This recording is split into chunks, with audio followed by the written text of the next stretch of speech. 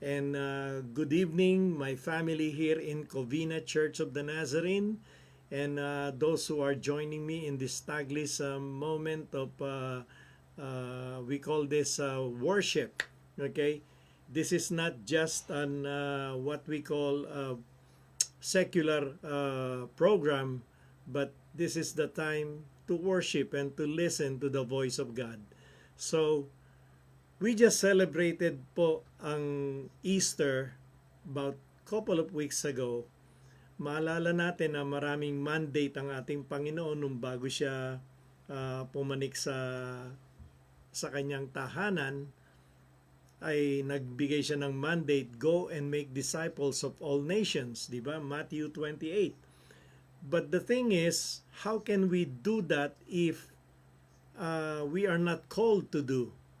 But naniniwala po ako na lahat ng tunay na Kristiyano and those who love God not in words but also in deed, sa gawa. Okay? Lahat ng yan ay mapupulfill yung Great Commission. That's why we need to saturate ang social media. Wala na pong excuse ngayon. There would be no more excuses because the Word of God, especially the Gospel, can be heard all over the world. Except dun sa mga remote areas na walang internet. Okay? Except dun sa mga lugar na wala po silang access sa internet. But we pray that there will be missionaries and lahat ng workers of the vineyard will go to the place where Christ is not preached. Okay, yan po ang goal natin. At sa palatuntunan nating ito at sa gawain ito, hindi po natin hahaluan ng kung ano-ano mang mga bagay na hindi pleasing sa Panginoon. At tandaan natin, tayong mga nasa iglesia, mga mananampalataya, those who are followers of the Lord Jesus Christ, must keep this in their heart and in their mind that ang katawan natin or our body is a living sacrifice, which is the title of my message today. My body as a living sacrifice. Kasi yan po ang itinalaga sa atin ng ating Panginoon nung siya'y humayo na at wala na siya dito sa mundo. Okay. May mga dapat tayong matutunan at dapat gawin. Kaya si Saint Paul, isa po siya sa writer na masipag magsulat sapagkat marami siyang revelation from the Holy Spirit. And how can we fulfill the Great Commission of the Lord Jesus Christ na pinagkatiwala sa atin, pinahayag sa atin, go and make disciples, and how can we be an effective and fruitful disciples of Christ if we ourselves is not willing to live a life of sacrifice. Kaya nga ang katawan natin nakatalaga na yan. Nakatalaga na yan as a living sacrifice. Hindi po yung sacrifice na may kahalong worldly pleasure. Hindi po yung sacrifice na marami tayong viewer. I don't mind if there are only few viewers that I have right now. Kayo po ay tinalaga ng Panginoon sa oras na ito para mapakinggan at marinig ninyo ang mensahe ng ating Panginoon. Okay, umpisahan po natin sa scripture. Dito po, hindi nakikiusap si Paul dito kung hindi, ito'y challenge. Ang tawag ko dito, it's a challenge to have our body as a living sacrifice. Kumbaga sa ano, ito po yung tinatawag na charge. Yan ang charge sa atin ng ating Panginoon. Okay, sabi niya rito sa Romans chapter 12, we will read 2 verses. Okay, pwede niyo po ako samahan. I beseech you, therefore, brethren or brother, by the mercies of God, that you present your bodies as a living sacrifice, holy and acceptable to God, which is your reasonable service. Kita niyo yan, ano? Ang ating body as a living sacrifice, ito ay magiging acceptable sa Panginoon if we live a holy life. But we will discuss further. We will unpack this verse at least for us to understand what it means for us to have this body, itong katawan nato, ay alay natin sa ating Panginoon. In verse 2, and do not be conformed to this world, but be transformed by the renewing of your mind, that you may prove what is that good and acceptable, perfect will of God. Salamat sa Panginoon at binigyan niya tayo ng pagkakataon sa araw na ito na mabasa ang kanyang banal na salita. Ngayon, may tanong dito. What are the characteristic of a living sacrifice to God? Ito'y dinidescribe na tayo mismo. Ito na yung sasabihin natin, ito ako, this is me, now, as a living sacrifice. Paano natin matatawag ang sarili natin, tayo ay sakripisyo na inaalay natin sa ating sarili sa Panginoon? Totoo ba talaga na nangyayari ito sa bawat tao? Kung akong tatanungin nyo, mismong ako, siguro pagka nakakita ako ng mga manggagawa ng Panginoon, I am blessed and seeing them, whatever they do, they can use their voice to preach and teach, ay tumataginting po sa tuwa ang aking puso pag nakakakita po ako ng mga manggagawang ganon. At especially yung mga awit, those people who loves to sing using their gift and talents in singing.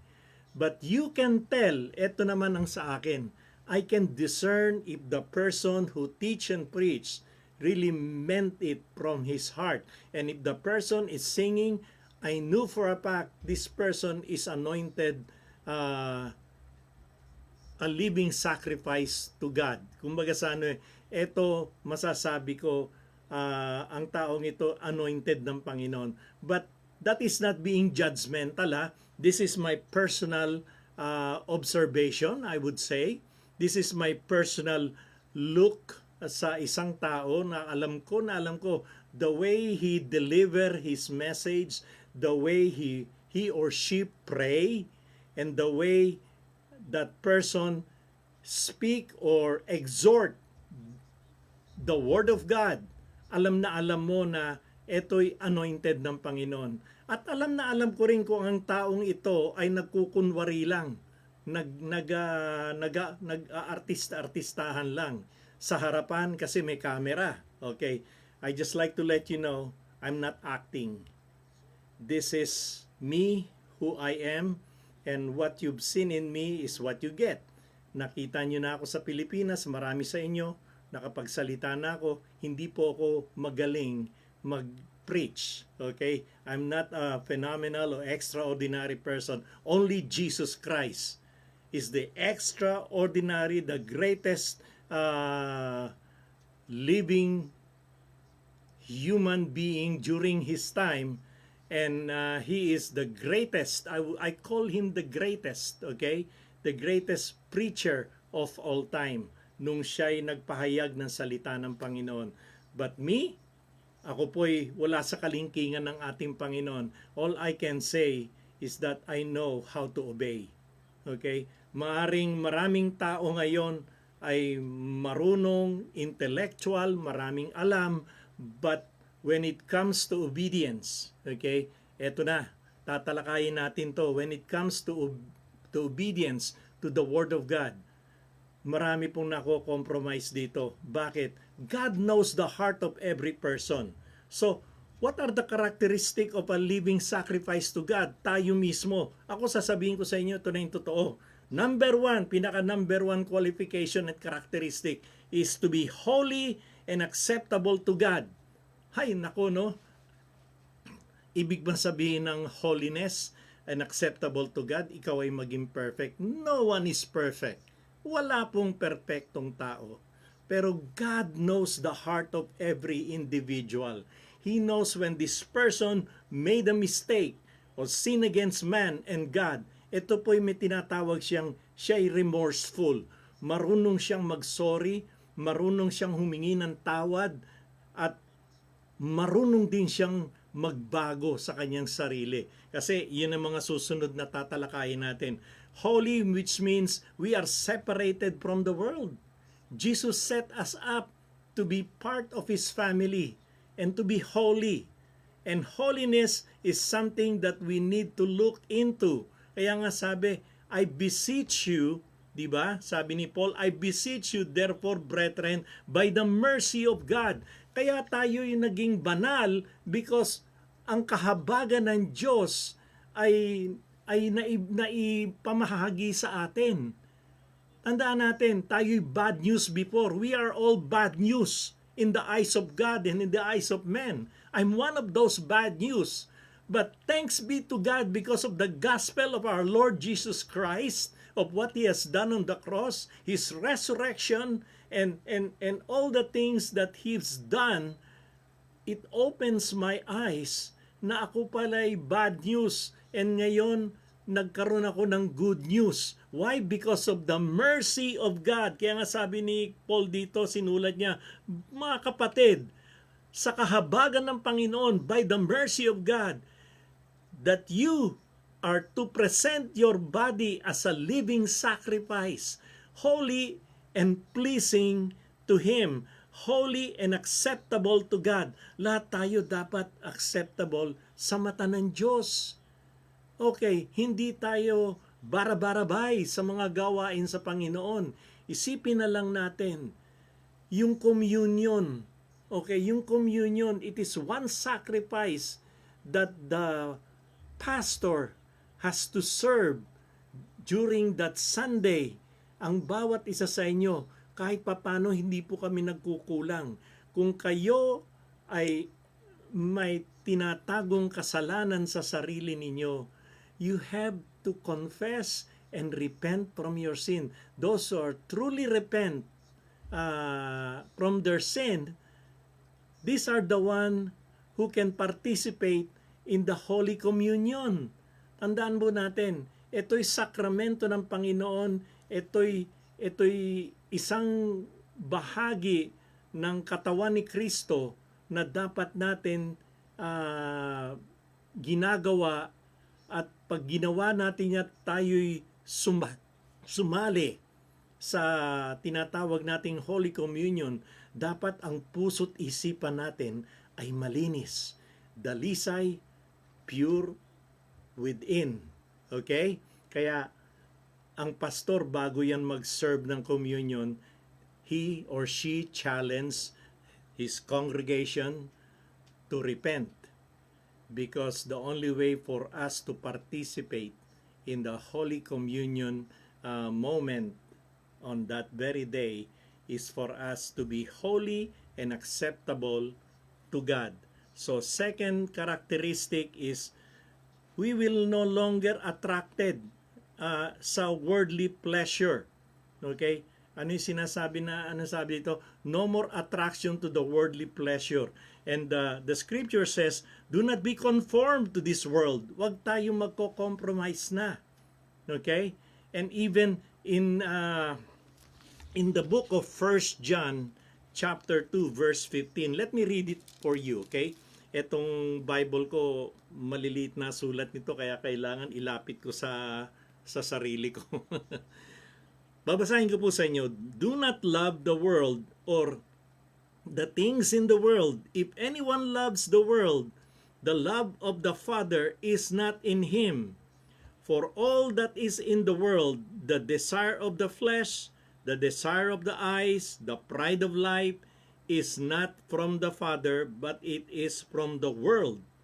And the world is passing away along with the desires, but whoever does the will of God abides forever. Kita nyo, no? Anything in the world, ito pa ang sinasabi dito. Intindihin po natin, walang masama na tayo magpunta ng beach. Okay? Walang masama na mamasyal kasama mo yung family mo. Kasi pleasure yan no? And then, tayo na sa mundo. Tandaan natin, the world is not our priority.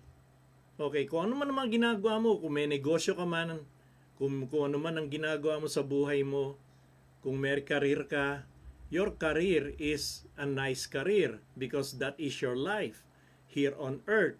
But it is not your priority. Sabi nga ng ito maliwanag dito, do not love the world. Sinong mamahalin natin?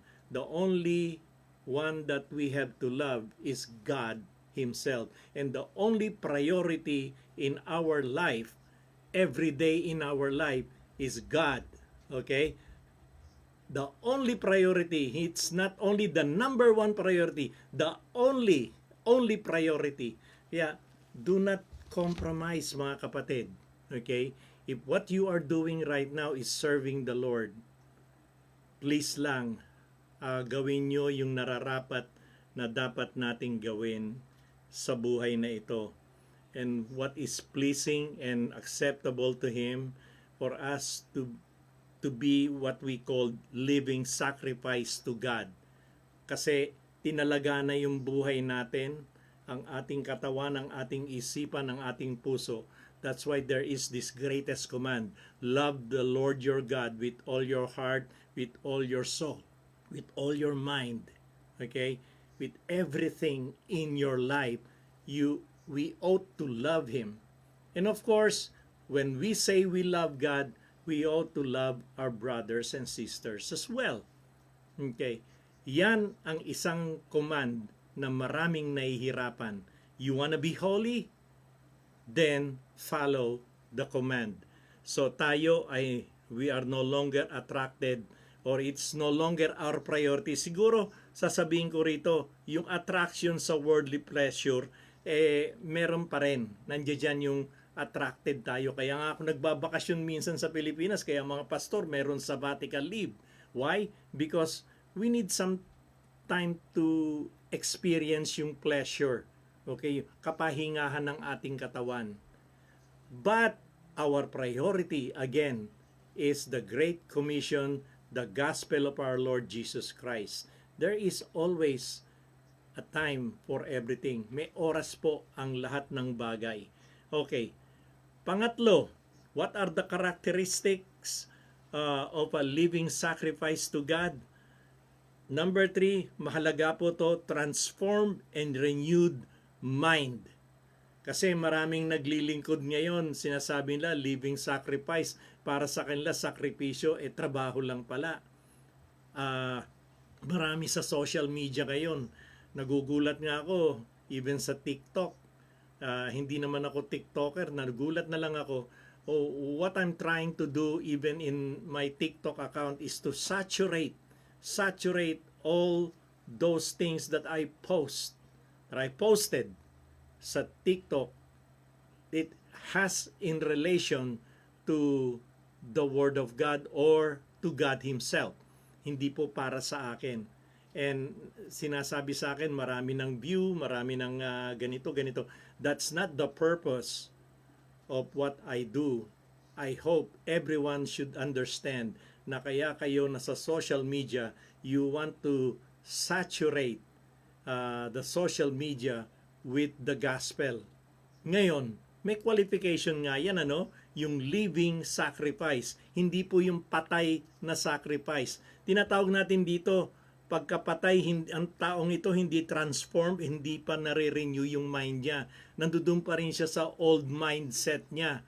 Kaya, tignan mo, ano kaya minsan dumalaw si Kristo sa bahay mo, titignan yung computer mo.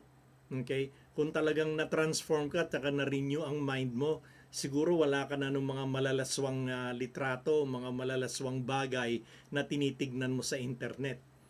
Kung talaga na-transform ka, pero kung hindi, kitang-kita na Panginoon na ikaw ay sinungaling. You just faking your life, and everything that you do is not true. It's not a living sacrifice to God. Living means buhay, di ba? And the only way that you can say that I'm alive and I'm a living sacrifice to God is when my life is transformed and my mind through the renewal of my mind. Okay? Eto nga ulitin ko sa inyo yung scripture.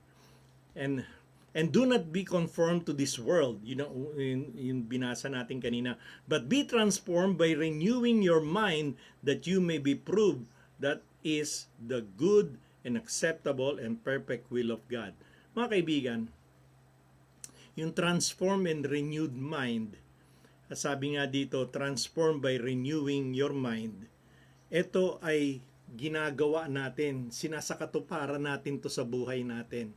Kasi kung tayo ay nagkukunwari sa ating gawain, niloloko natin ang Diyos. Hindi yung tao, o hindi yung sarili mo, niloloko mo lang.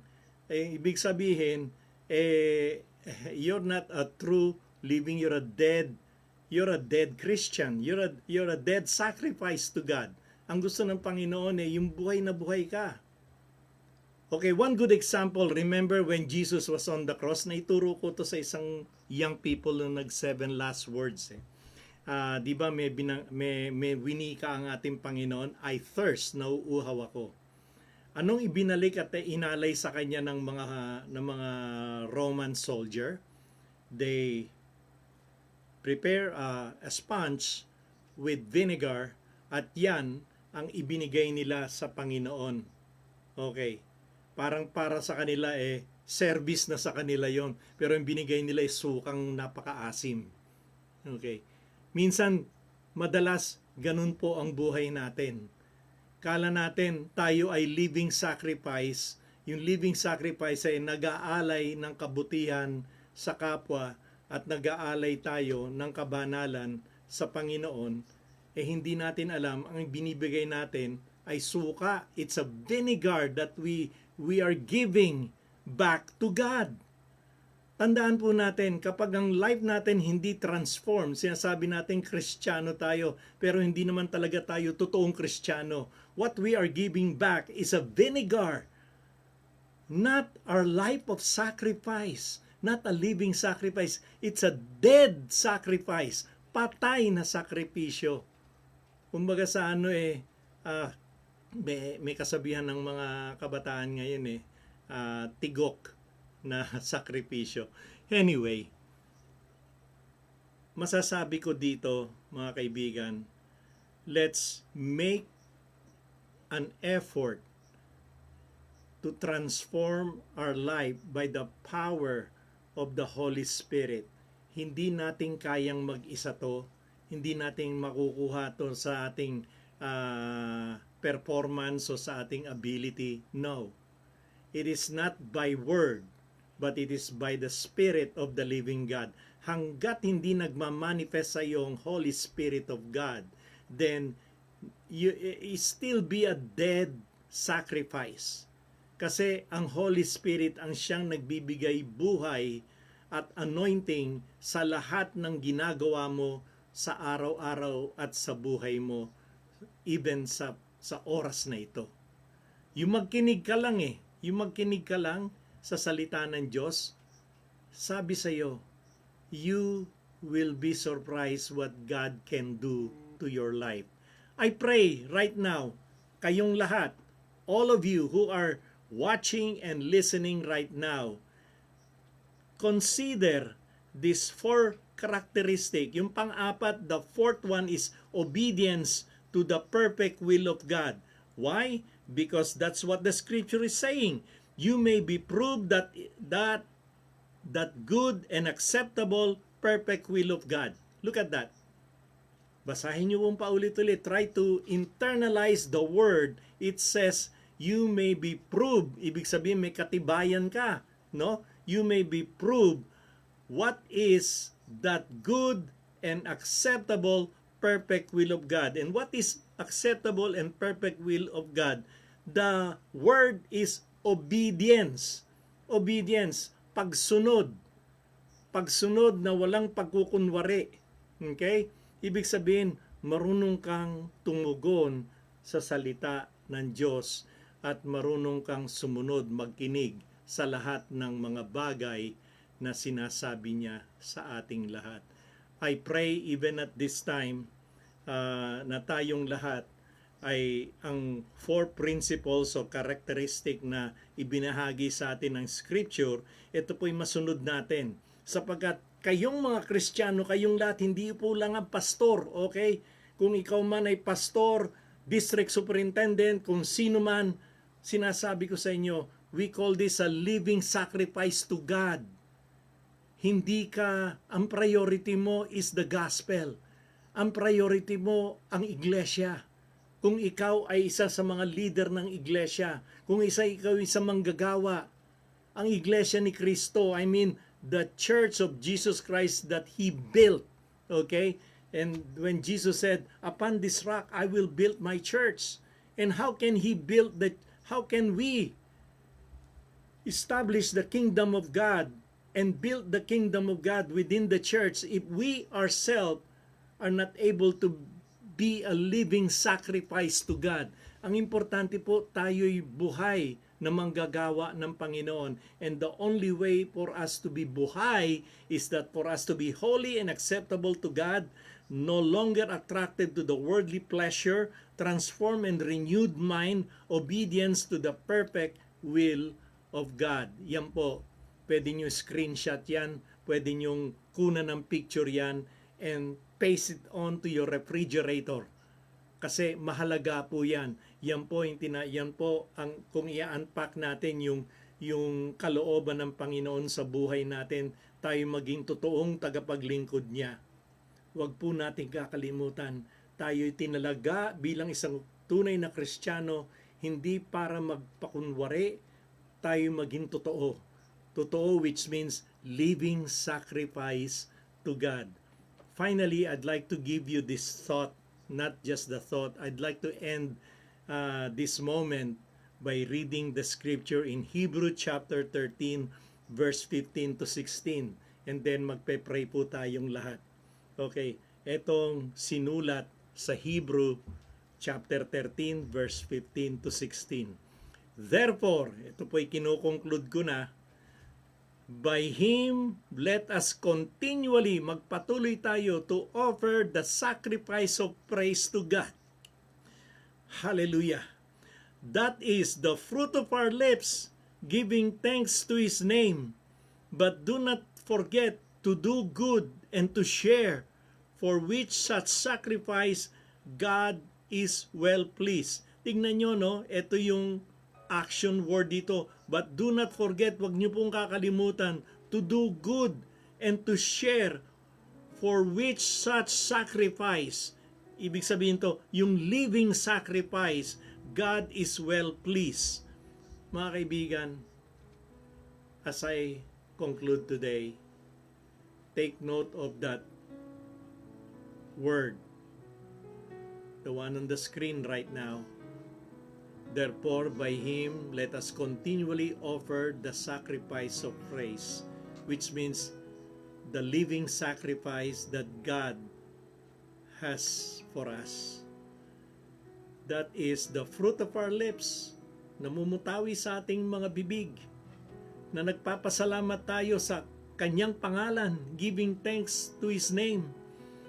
But do not forget, wag nating kakalimutan na gumawa ng kabutihan at mag-alay at mag-share, for which sacrifices God is well pleased.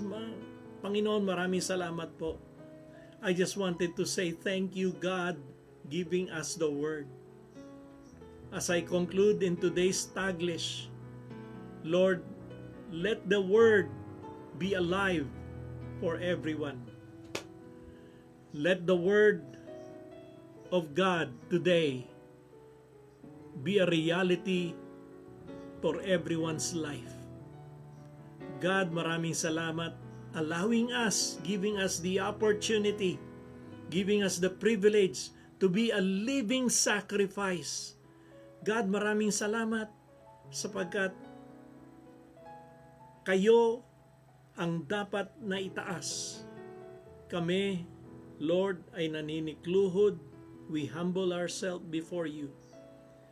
Bless all my brothers and sisters, Lord, who have given their time and effort. And God, will you bless their life? Will you be with them? God, maraming salamat. Sa pangalan ni Kristo Jesus, this is our prayer in Jesus' name. Amen and amen. God bless you all. The Lord bless you and keep you. The Lord makes his face to shine upon you and be gracious to you. The Lord lift up his countenance upon you and give thee peace. In the name of the Father, Son, and the Holy Spirit. Amen. Amen.